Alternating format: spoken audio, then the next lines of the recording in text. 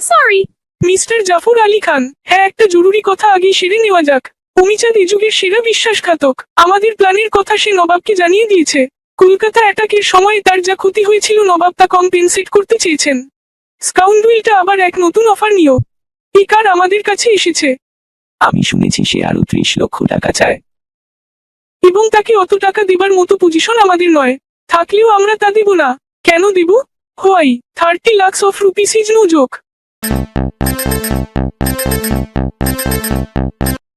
অমিচাঁদ এ যুগের সেরা বিশ্বাসঘাতক। তার বিশ্বাসঘাতকতা তাকে সর্বশান্ত করেছিল। 11 নম্বর পর্বে বা দৃশ্যে এর প্রমাণ রয়েছে। নবাব সিরাজউদ্দৌলা 12 পর্ব একসাথে। এই নামে নিচে একটি লিংক দেয়া হলো।